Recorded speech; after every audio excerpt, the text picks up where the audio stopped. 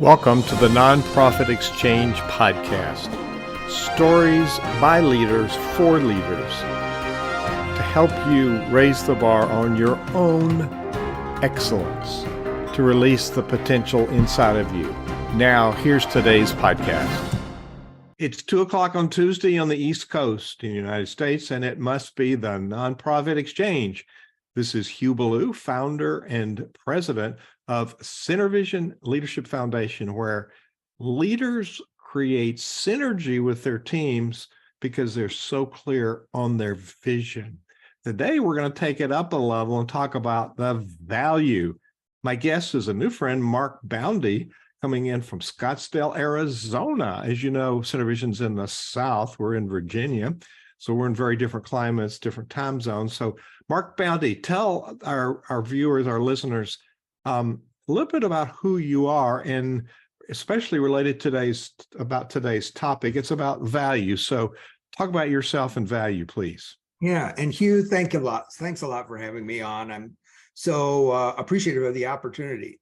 So my first big boy job out of college, it wasn't my first career type job, but it was like the first really impactful one. I worked for this company that was maniacally focused on value. We, as often as most companies ask, big bureaucratic companies ask, what's the process for, or how do I do this, or who approves this? This company would ask, what's our value? They were maniacally focused on value. And that gave me a really weird lens through which to look at the rest of my career. I see the world through what's my value lens. And that has informed everything that I've done. Selling, I've always worked in profits, but in later parts of my career, I had worked for a couple sales training companies, some of which are hired by some of the largest nonprofits in the country. And turns out that value and paying attention to your value is every bit as more important, and sometimes even more challenging in the nonprofit world. So the value, when in CenterVision, we lead leaders through and boards through a strategic planning process. So we talk about why we exist. We're solving problems, we have a solution, and ultimately we have impact on people's lives. But in that, we have to describe the organizational's unique value proposition. What is the value that we offer people? Why should they choose us? Is that what you're talking about? Yes. And I'm going to challenge you, Lou. Hugh, when you do that and you ask, what is our value? Ask people, what's the definition you're using of value? Aha. If you ask 12 leaders, what their definition of value is, you'll probably get 13 or 14 different definitions. Yes. So let's start with a definition that we can all agree on, because if you don't agree on what's value, how can you all agree on what your value proposition is? And even if you think you agree, when I'm thinking this about value and you think of that about value, and we agreed on some terminology that both of us can live with, we haven't resolved that fundamental incompatibility, have we?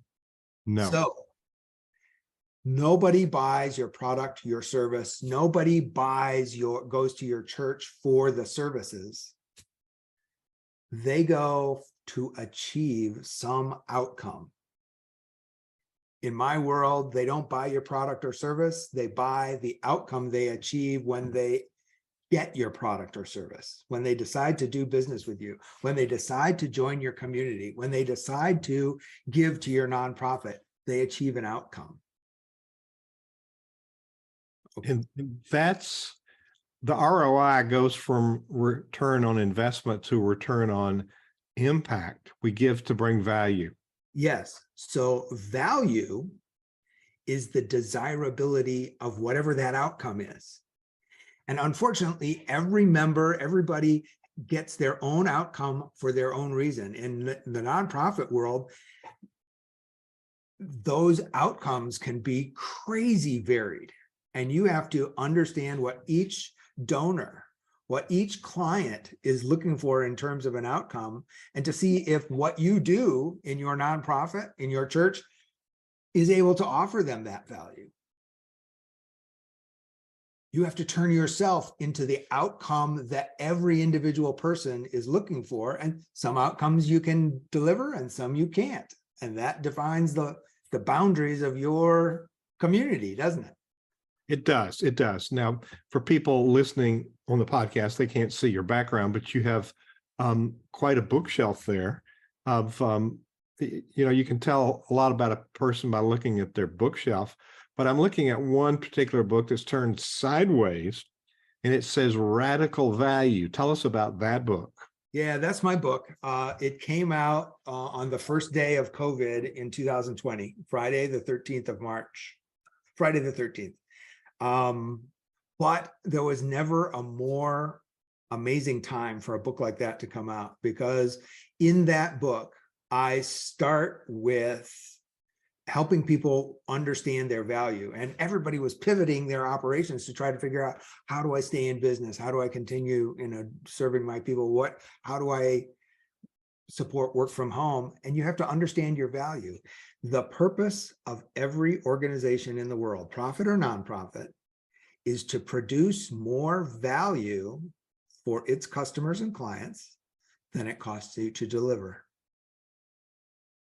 If you're a nonprofit, you can actually have it be the same as your cost to deliver, but it actually has to return more value to them than they gave to you.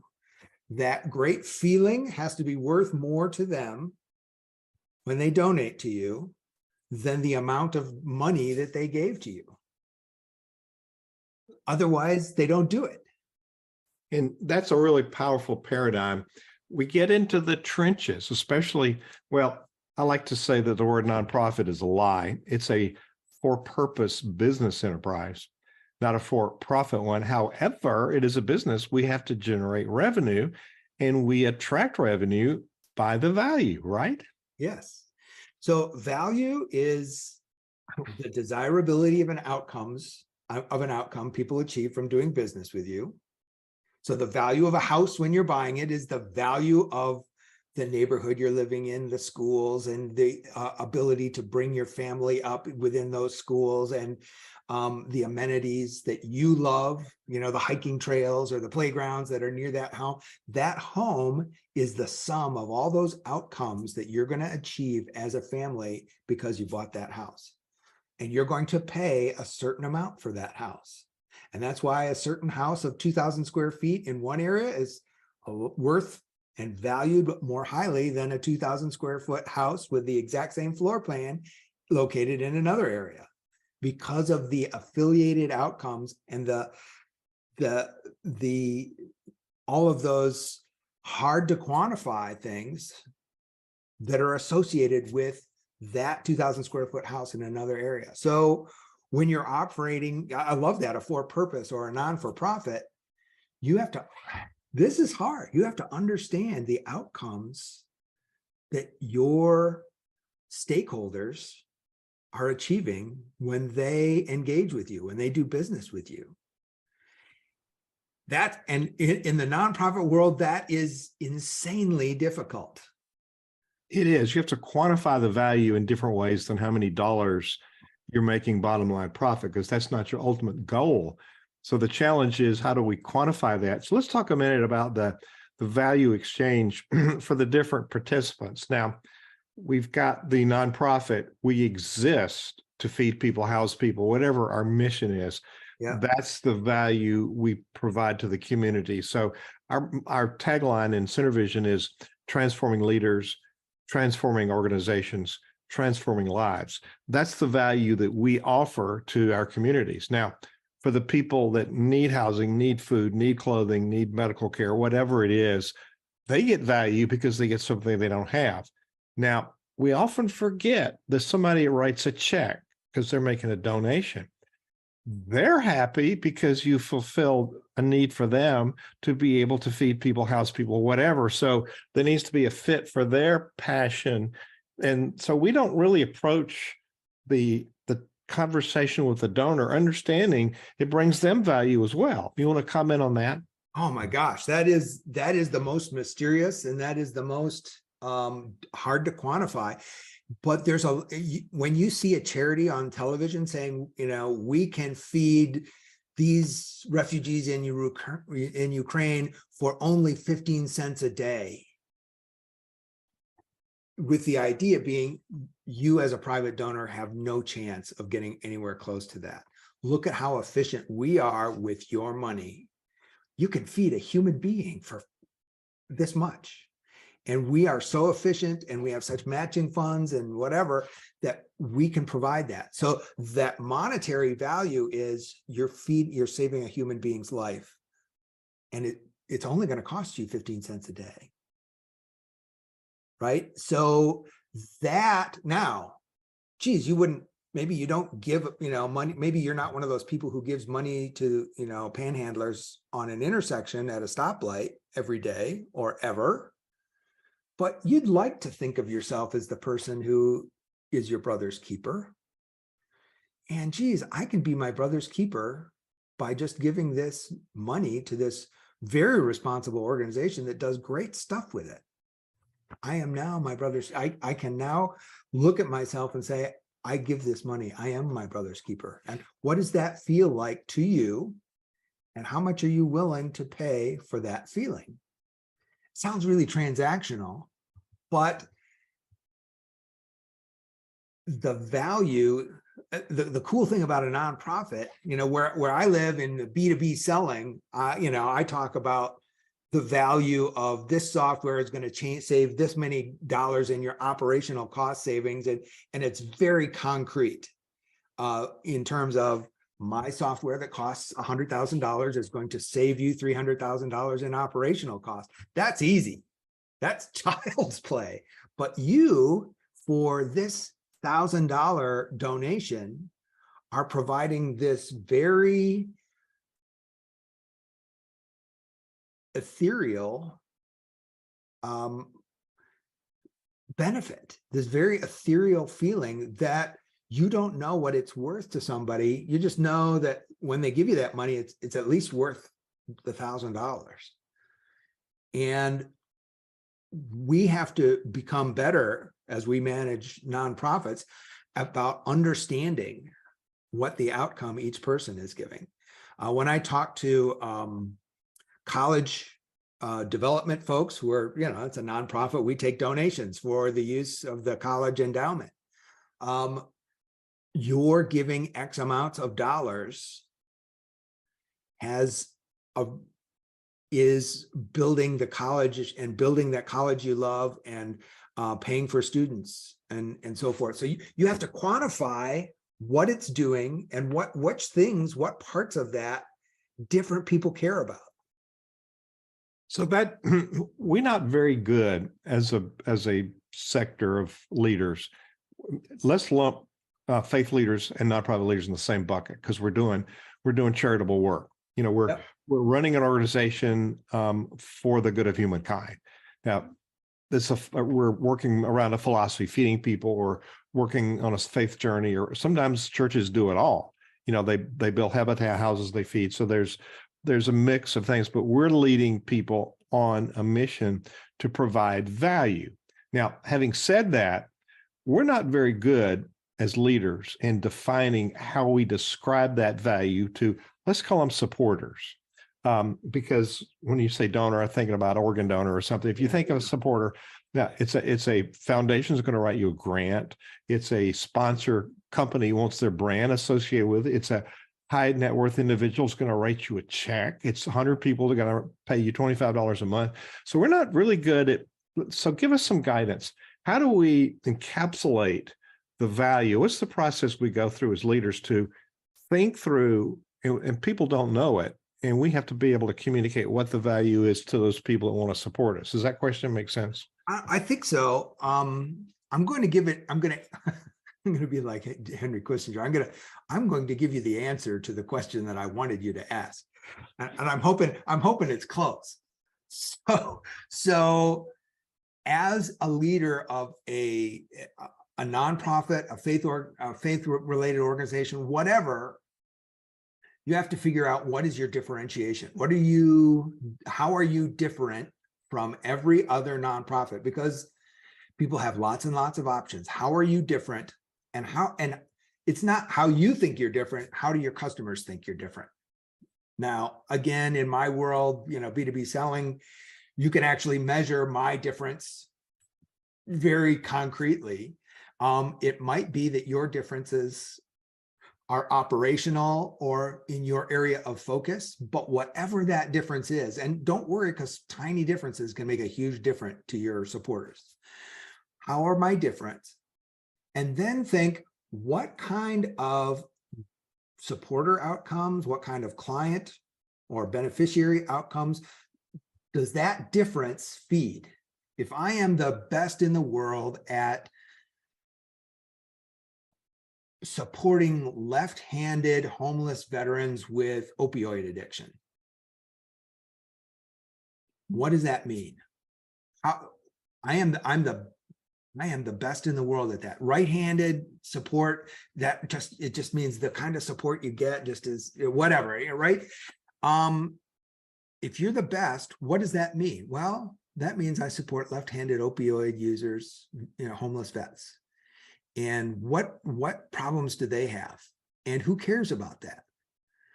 Well, somebody who supports homeless vets didn't know that 17% of homeless vets, who are left-handed, aren't getting the kind of support that they need. And I'm the only one who's filling that gap. So maybe I should be able to get 17% of your homeless vet budget. Or maybe you like what we're doing and our efficiency, and maybe you should give me 35 because you want to make up for some of the other lunkheads who don't know about your particular nonprofit. And so what are your differences? What outcomes are supported by differences? And oftentimes there's a bunch of different outcomes. When you're a faith community, there's the certainty of your salvation. There's a community. There are activities with people you enjoy. There's a social aspect of being in a faith community. There's a personal growth aspect. And there can be some faith communities have a group of the members who are really interested in deep brainiac theology discussions, and they want to have some very thoughtful conversations that aren't about how you should feel when you're a Christian or a Muslim or whatever, but what you should think and how that really works. And let's talk about predestination today or whatever. And all right, so now as a faith community, these are the things that we do, and these are the reason people join a faith community. How well do we serve those, and do we want to serve more of those? And now you have to make sure that if you are really concentrated on providing that community of people who feel great about being a part of your church, what does that feel like? And what kind of activities make your members feel more like that than they do now? Yeah. So let's take an example here. And I want to move from the philosophical piece of value to the operational factor. Oh my gosh, yeah. So we're a local charity, and we feed people. So we have these people who don't have meals, and so we provide groceries for people. They can come and fill a shopping cart, and they have groceries to take home and cook. Right. So yes, we help people get a meal. That's what a lot of organizations do. But we, over and above, we help people. They come to a class, help them work on their dress, help them work on their interview skills, and help them get a resume, help them get a job. So we not only feed them, but we help them get out of this poverty so they can buy their own food. So for your donation, you help us help people be self-sufficient. Now, is that the kind of value proposition that I should be presenting to a potential supporter? Almost. All right.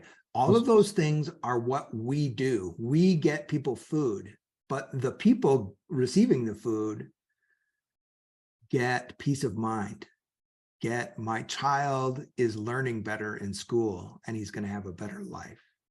Get, I'm getting off the streets and finding a useful place in society. The job training, finding a useful place. So draw a real sharp distinction between what you do and what that does, what outcomes, because those outcomes, right? A child doing better in school, that's a lot more compelling to me than we gave, a single mom some meals. Great, great. That's good. So even teaching this, I have gaps. So don't feel like you're bad or you're being criticized. Always run your pitch by somebody like Mark, who's a professional sales trainer, who understands that in bottom line, sales is not bad. You're helping people get what they need, and there's a transfer of money. We're helping people get what they need. They're not the ones paying for it. Somebody else is paying the bill, but it's still in that envelope of we're conveying a feeling and helping people acquire what they need, which is to me a good salesperson. Yeah. So there's Hugh, I'm gonna cut in. Getting a child a better start on life, that's not sales fluff. That's the outcome. Yes. Okay. So don't try not to think of this as cheesy salesmanship, giving fluff marketing. There's a difference between I feed children and children get a better life. They're both true. They both overlap at my feeding the children, but one is what you sell to your supporters, and the other one is what your supporters and what your clients get.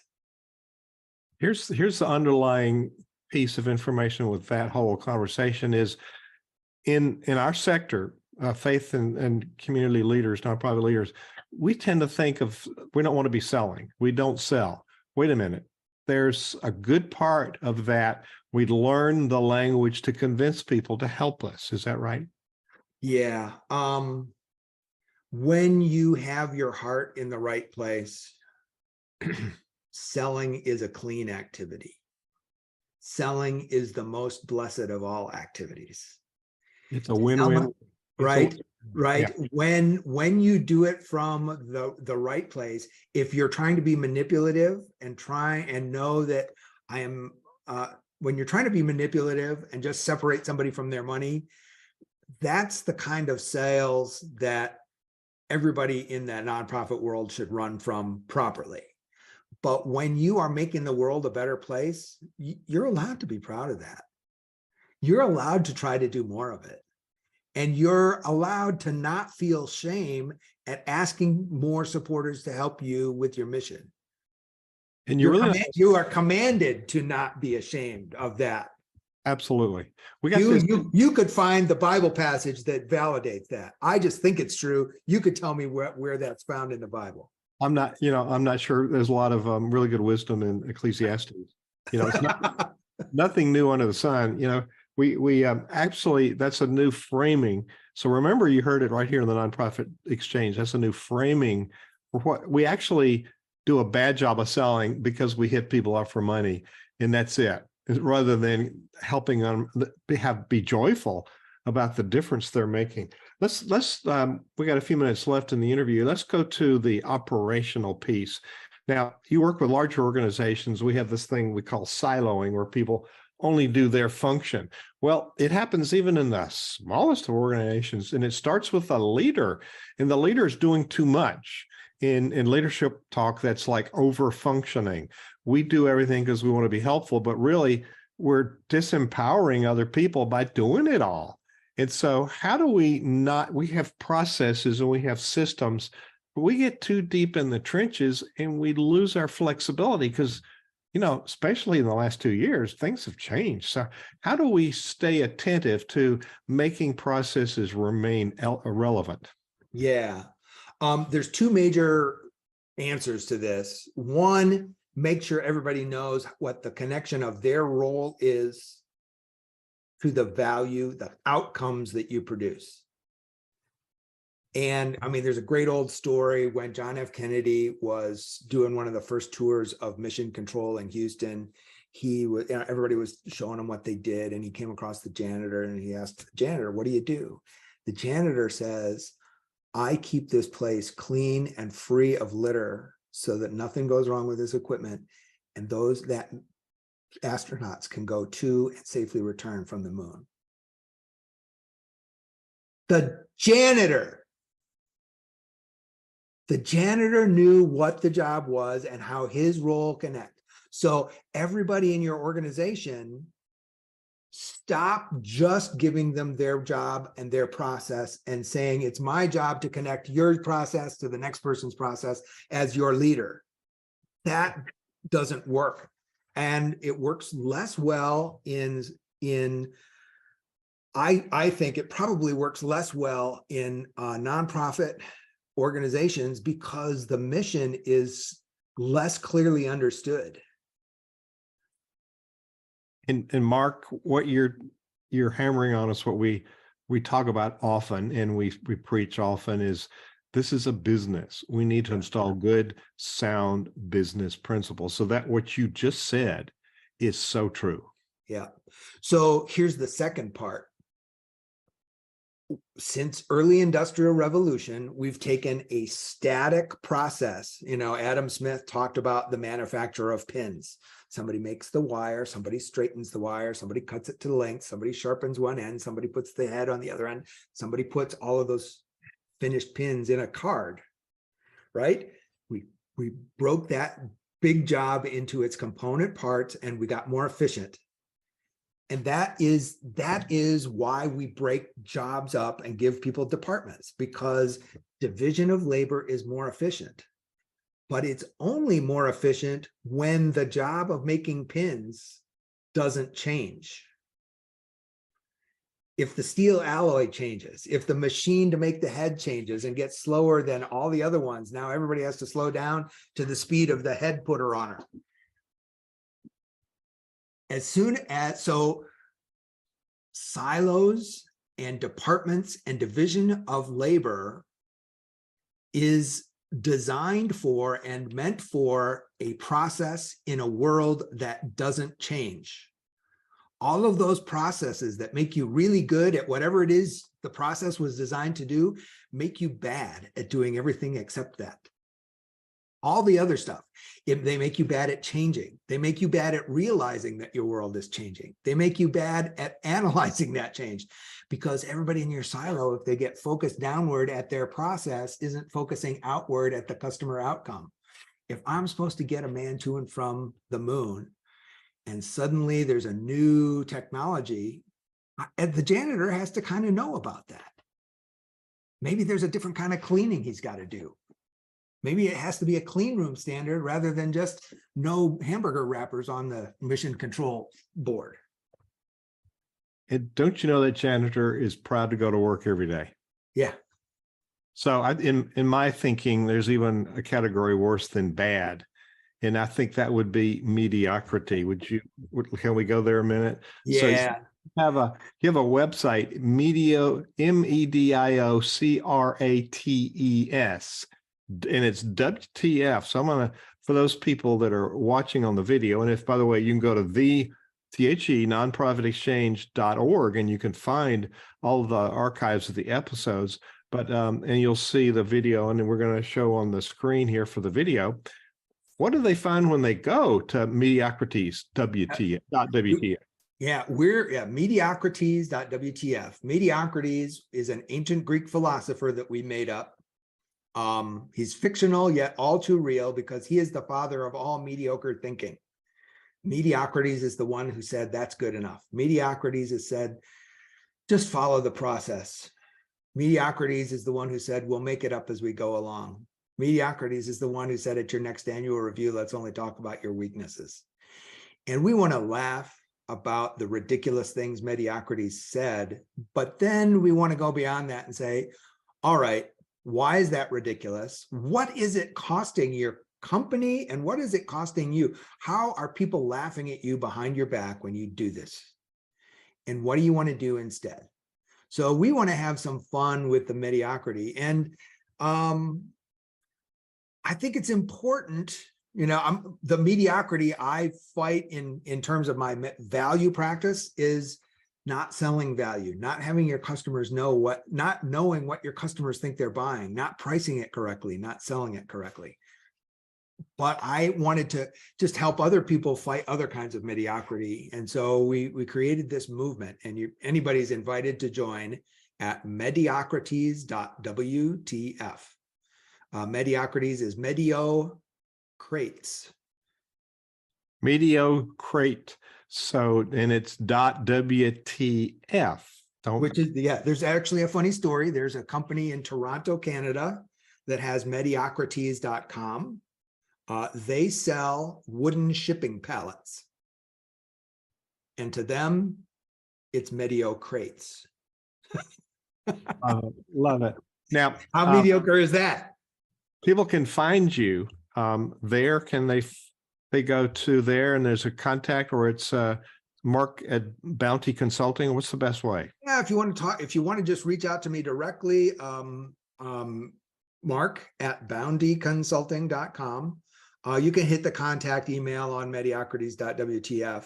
If you want to just talk about value, just reach out at boundyconsulting.com, but you'll get to me one way or the other. And two parting shots. The book we talked about, Radical Value. People can find that, I guess, on Amazon, but why should they have that book? That book is made to help companies realize that it's not just how your salespeople sell value, it's how everybody in your company who touches your customer helps grow, deliver, and build that value. I used to have clients. I used to work at a company where there was 4 or maybe 5 titles that regularly touched the customer, 2 of which had sales titles. Now I have clients that have 12, 15, the record is like 20 roles that regularly touch the customer. 5 or 6 max have sales titles. Your sales people, the people who touch your users, are now the minority shareholder in the customer relationship.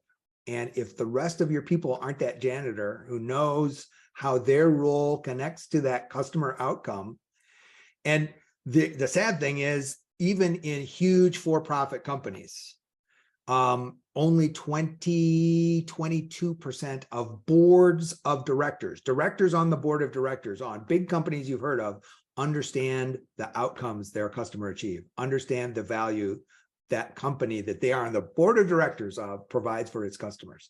So it's a huge failing, which means I guess it's job security for me. Radical Value is there to help understand what value is, provide that one definition that we can all march to, how it grows, where it goes into your customer's mind, how to build more, and how to get everybody in your company delivering it together. And that's magnified in the nonprofit space because everybody in your organization represents your brand, which ought to represent your value. When the thing you're selling is an intangible, it gets harder and it becomes even more critical. And there is nothing more intangible than what a lot of nonprofits traffic in. No pun intended for some of your nonprofits, I guess, right? Yeah. And we got to get better at that. So Mark, you've given us many things to think about, some really concrete examples. So thank you for giving us all of these links. Will be, if you get the podcast, wherever you get podcasts, The Nonprofit Exchange is what it's called. And thenonprofitexchange.org takes you to a place where you can find all of these archives. So today's show, Mark, you're number 340. Thank you for being our guest today on the Nonprofit Exchange. Hugh, thank you so much. What a great conversation. What a great opportunity. I wish all you folks out there well. Thank you for watching the Nonprofit Exchange.